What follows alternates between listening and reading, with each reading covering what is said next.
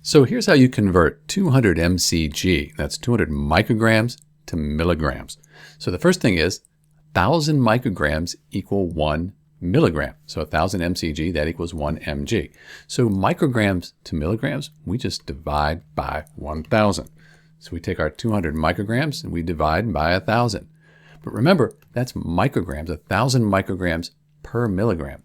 So we can put some units on this right here, and now we just need to divide. So let's just go 1, 2, 3. So now we're dividing by 1, and up here 1, 2, 3. We end up with 200 micrograms. That equals 0.2, and you can leave these zeros off here, milligrams. And that's because the micrograms cancel out. That leaves us with milligrams. So in answer to our question, 200 micrograms, we divide by 1,000. That gives us 0.2 milligrams. It's Dr. B. Thanks for watching.